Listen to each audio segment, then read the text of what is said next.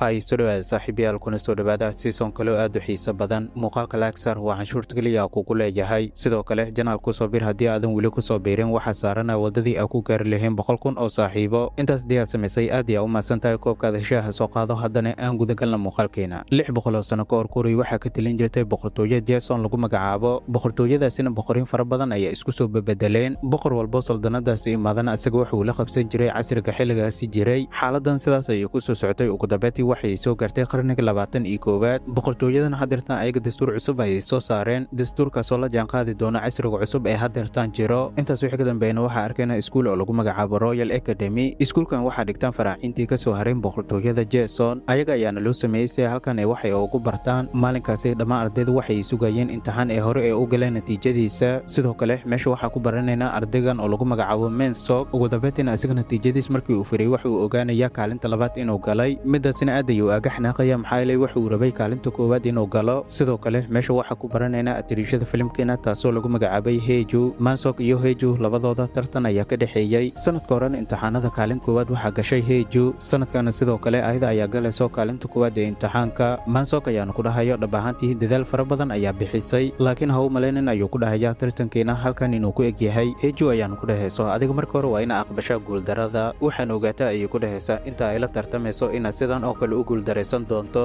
ardayda oo dhan waa ay ku baran doonaan ayay ku dhahaysaa intaas wixii ka dambeeyay Heju ayada waxay imanaysaa xafiiska maamulinta waxaana loogu hambalyeynayaa sanadka labaad ayada kaalinta koowaad ee imtixaanka inay galayso waxaa lagu dhahayaa adiga ma la socota dugsigan sababta loo dhisay aydan ha ayay ku dhahaysaa waxaa loo dhisay faraacinta ka soo jeedaan boqortooyada halka inay ku sinaadaan weliba ay waxay ku bartaan maamulaha ayaan ku dhahayo ha waa saxantahay sidaas ayaa loo sameeyey iskuulka intaas wixii ka dambeeyana Bakeri meeshayaal ayuu soo qabanayaa wuxuu ku dhahayaa Bakerigan qarniyaal ayuu soo jiray waxaana sameeyay ayuu ku dhahayaa boqorkii ugu liitay ee saldanadani soo maray marka sidaas awgeed maadaama aad 2 sano kaalinta koowaad aad galayso adiga ayaa kuugu talagalay koobkani hadiyad ahaan u qaad ayuu ku dhahayaa laakiin Heju ayada midaas waxay dareemaysaa inay bahdil ee tahay waxaana dhacayso markii iskuulka ka soo baxdo gabi ahaanba koobkii la soo siiyay inay iska tuurto midaasina muddo fara badan ayaa ka soo wareeganayso hadeertan Heju ayada ganacsada ay noqotay oo shirkadu aabaheed leeyahay ayaa lagu xil wareejiyay laakiin maalinkaasi Heju ayada waa ay xanaaqsanay maxaa yeelay alaabihii ay iibinayeen oo dhan hoos u dhac ayaa ku imaaday Heju shirkadeedana waxay jireen shirkadeen kale oo la tartamayeen waxaana dhacday shirkadahaas qiimaha ay alaabta ay ku gadayeen inay hoos u dhigaan taasi ayaana sababtay Heju shirkadeeda inay khasaaraha ee meeshaas ay ka soo gaarto ugu dambeyntii waxay soo jeedinaysaa alaabaha ay gadaan 50% discount in la geliyo taasina waa xalka ugu wanaagsan ay ku dhahaysaa ay ku soo ceshan karno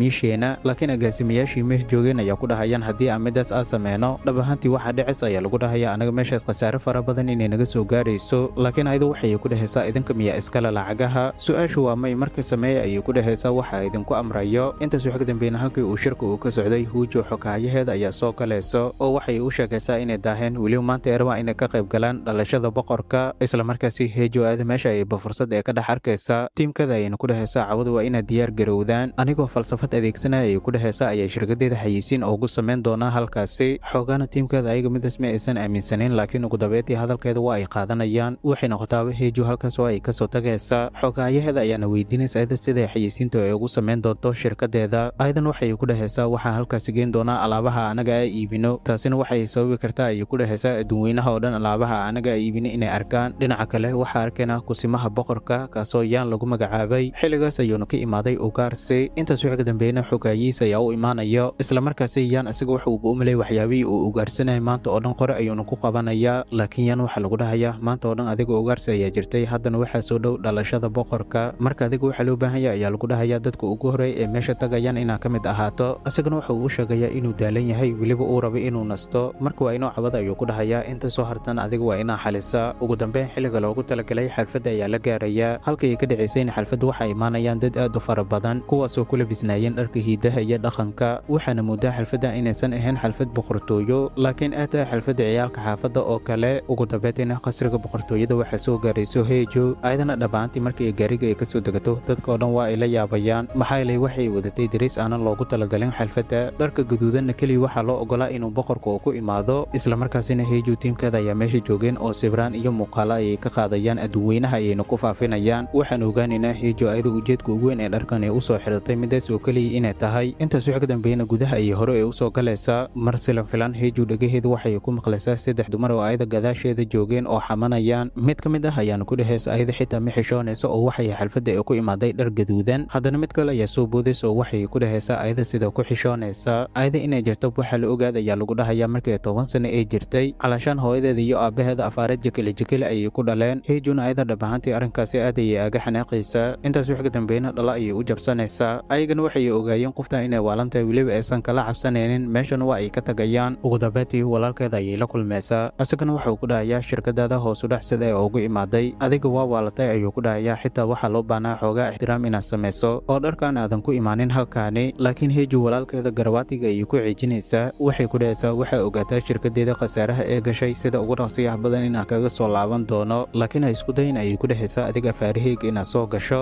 intaas wixii ka dambeeyna dadkii dhammaan meesha joogeen waxaa lagu wargelinayaa inay gudaha ay soo galaan ugu dambeyntiina dhammaantooda meesha uu boqorka uu jooga ayay gudaha u soo galayaan halkaasi waxaan ku baranaynaa boqorkan oo raajasaab lagu magacaabay asagana kaliya 8 sano ayuu jiray laakiin mustaqbalka waxaa la firayaa in kursiga asaga lagu xil wareejiyo sidoo kale hooyadiis ayaa meesha ku wehelinaysay xilligaasina kaliya waxaa la sugayay yaan oo ka maqnaay meesha ugu dambeyntiina yaan meesha waxuu imaanaya isagoo ku labisan dharka ugaarsiga dhammaana dadkii meesha joogeen ayaga waa ay la yaabayaan sidoo kale arrinkaasi dumaashadiisa aad ayay aaga xanaaqaysaa waxayna ku dhahaysaa dharka ugaarsiga xiliyo la xirta ayaa jirto adigan looma baahna ayay ku dhahaysaa meel walba inaad ku tagto laakiin yaan wuxuu ugu jawaabayaa dharkan aniga ii xiran xili ma lahan oo keliya la xirto intaas wixii ka dambeeyna raajasab ayaa adeerkiisa ku dhahayo adeer dharkan aad ayaa ugu nuureysaa ugu dambeyntiina yaan kursiga loogu talagalay ayuu ku fadhiisanayaa sidoo kale banaanka qasriga waxaa jireen shacab fara badan oo ku dabaaldegayaan ayagana waxay ugu dabaaldegayeen dhalashada boqorka ugu dambeyntii raajasab waxaa loo keenayaa warqad xusuus qor warqadaasina wuxuu ku qorayaa hooy waxaa ku rajanaya caafimaad iyo weliba cimri dheeri sidoo kale adeerkaygayaan waxaa uu rajanaya ayuu ku dhahayaa cimri dheeri iyo caafimaad tiro badan ugu dambeyntiina heejo aada halkii ay ku jirtay banaanka ay aaga soo baxaysaa si ay u daawato debshidka ee dadka ay samaynayaan laakiin silan filaan halkii ay joogtay waxa ku imaanayo yaan intaas wixii ka dambeeyna heejo aada waxay bilaabaysaa yaan inay indhaha ee la raacdo habeenkaasina heejo meesha waxay ku kulmayaan ra-iisul wasaarahan oo min lagu magacaabay labadoodana aqoon hore ayaa ka dhexaysay min ayaa heejo ku dhahayo dhab ahaantii adiga isbeddel ayaa samaysay oo ganacsada ayaa noqotay aniga xitaa isbeddel ayaa sameeyey ayuu ku dhahayaa oo hadeertan waxaa ahay ra-iisul wasaaraha golaha wasiirada boqortooyada intaas wixii ka dambeeyna wuxuu ku dhahayaa adigoo og dharkan gaduudka in la ogolay maxaa u soo xiratay laakiin heejo ayaa ku dhahayso aniga kas uma aanan soo xiranin min ayaana ku dhahaya hadda iyo wixii ka dambeeya waxaa loo baahan yahay adiga dharka noocan oo kale inaadan ku imaanin meelahan intaas wixii ka dambeeyna min meesha waa uu kasoo tagayaa oo waxa uu imaanayaa yaan wuxuu ku dhahayaa adiga kaligaa miyaa iska soo baxayso adigoo cidna aadan soo wargelinin yaanna wuxuu ku dhahayaa adiga maxaa aaga baqaysa aniga in lay dilo laakiin maya sidaas ma ahan ayuu ku dhahayaa laakiin waxaa wanaagsan inaad dadka ogeysiiso intaas wixii ka dambeeyna yaan min ayuu ku dhahayaa aniga waxaa qorsheenayaa inaa guursado maxaa yeelay dumaashadii ayadu waxay rabta ayuu ku dhahayaa inaa guursado maalin walbana gabdho kala duwan ayay ii keenta ayuu ku dhahayaa kuwaasoo ay rabtay inaa guursado sababtaas awgeedna waxaa laga yaabaa guurkayga mar dhow aniga inuu dhaco taasi haddii ay dhacdana mas-uuliyadda aniga saaran ayaa lagu jibaarmaysa ayuu ku dhahayaa maxaa yeelay boqor raajasab asaga hadeertan 8 sano ayuu jiraa asagana ma xamili kara ayuu ku dhahayaa mas-uuliyadaha hadda aniga aa ka haya haddii aa ku xil wareejiyo sidoo kalena anigu waxaa jeclaa haddii aa guursado inaa xaaskayga aa kala fogaado halkaani marka taasi ayaa saweys ayuu ku dhahayaa inaanan hadda aa guursanin laakiin dumaashadeeda hadaladeeda kuma celin karo oo waa soo dhaweeyaa mar weliba intaas wixii ka dambeeyna waa uu kasoo tagayaa halkii uu joogay sidoo kale heejo ayaa arkaynaa aydan xilligaasi taleefonka ayaa network la-aan ka ahay network ayayna u raadinaysay laakiin silan filaan waxay la kulmaysaa yaan asagana wuxuu weydiinayaa sida halkan ay ku imaaday laakiin heejo waxay la wadaagaysaa wadadii inay kasoo luntay intaas wixii ka dambeeyna qoyskii ay kasoo jeedo iyo magaceeda ayuu weydiinayaa ayadan markay magaceeda ay u sheegto waxay ku dhahaysaa aniga qoyska aa kasoo jeedo boqortooyada xiriir lama lahan yaan ayaana ku dhahayo halkan keliya waxaa imaan karo dadka boqortooyada kasoo jeedaan iyo weliba shaqaalaha laakiin adiga ilaa iyo 3 ayaa ku tiranaya ayuu ku dhahayaa waxaan loo baahan yahay halkan inaad ka tagto laakiin inta uusan bilaabin tirada qayb ka mid ah qasriga ayuu ka dhex maqlayaa dhabaaq aad u daran asagana halkaas markuu imaado wuxuu ogaanayaa halkii uu ku jiray raajasab inay gubanayso midaasina cabsi ayuu ku abuuraysaa yaan isla markaasina 3 sano ka hor ayuu soo xasuusanayaa dhacdo sidan oo kale oo ka dhaxday qasriga waxaa ku geeriyooday walaalkiis asiga ka weynaay kaasoo ahaa raajasab aabihiisa intaas wixii ka dambeeyey dumaashidiis ayaa imaanayso meesha asiga ayayna dharbaaxaysaa waxay ku dhahaysaa hadda ka hor aabihiis ayaa dishay haddana ma waxaa rabtaa ina asaga aad disho laakiin silan filaan meesha raajasab ayaa ku imaanayo dhammaana dadkii meesha joogeen waa ay la yaabayaan waxa lagu sameeyey yaan intaas wixii ka dambeeyey min tiimkiisa ayuu ku amraya saxaafadda inaysan wax xog aysan ku gudbinin meeshaani sidoo kale heejo ugu dambeyntii waa ay soo baxaysaa xogaayaheeda ayaana ku dhahayso dhaqsi ayaa meesha kasoo baxday sidee wax u jiraan laakiin heejo ayada xilligaasi walwal ayaaba ka muuqday intaas wixii ka dambeeyna meesha waa ay kasoo tagayaan oo gurigooda ayay soo aadayaan heejo inta ay gaariga ee saarneed ayada xusuus ayay galaysaa 2009 markii waxay ka baranaysay Royal Academy habeenada ka mid ah waa ay soo dhuumatay oo waxay imaaday xerada tababarka si ay halkaas tababar fiican ay ugu sameyso laakiin Yan ayaa ugu imaanaya oo wuxuu weydiinaya ayada halkan waxay ka sameynayso wuxuuna ku dhahayaa fasalka townaad waxa ka hooseeyo soo ma ogid in aysan banaan u soo bixi karin xiliyadan oo kale Hejun ayada waxay u sheegaysaa kaliya inay u baahatay tababar dheeraad ah sidaas awgeed ayaa u soo baxay ku dhahaysa laakiin waxay u ballan qaadaysaa mar kale ayada midaan oo kale inaysan sameyn doonin intaas wixii ka dambeeyna waa ay salaamaysaa meeshana waa ay ka soo tagaysaa haddana aan dib aga soo laabano xusuusihii aan ku jirnay maalinka xiga Yan dumaashidiisa ayaa u imaanaysa waxayna ka raaligelinaysaa xalay toole wixii dhacay dhab ahaantii xabsi fara badan ayaa ihaysa ay ku dhahaysaa taasi ayaana sababtay midaas ina sameeyo laakiin Yan asigoo uu iska cafinaya oo midaasi wax weyn kama soo qaadayo wuxuuna ku dhahayaa ha ka baqin aniga wiilkaagiina dilo wili kursiga aniga ku fariisto maxay la yaraanteeda wuxuu ku dhahayaa aniga waxay jirtay imtixaan aan galay imtixaankaasina 100% ayaa keenay aabahayga markii uu keenayna wuxuu igu dhahaysa adiga wiliga ma laga yaabo inaad boqor aan noqoto sidoo kale Heju ayaa arkayna aydan xiligaasi aabaheeda ay la joogtay Heju waxa jiray nin uu aabaheeda u keenay laakiin waa ay diiday waxayna ku dhahaysaa haddii aanin ii keenayso kaliya ha ahaado mid aniga igu darajo ah maalinkaasina xarada ay ka soo carruurtay aabaheeda ayada kalfadhi ay lahayd xitaa waa ay awood weynaysaa kalfadhigaasi inay nabad ay ku dhammayso sidoo kale Yan ayaa arkayna asagana uu tabeeti wuxuu go'aansaday gurigiisa gaarka inuu aado weliba halkaas uu waqti uu ku soo qaato arrinkaasina wuxuu la wadaagayaa ninkan oo Master Imon lagu magacaabay kaasoo ahaa dumaashidiisa aabaheeda ugu dambeyntiina Yan hoygiisa ayuu imaanayaa laakiin xogaayiisa ayaa tusayo social mediaha inay dhex wareegayaan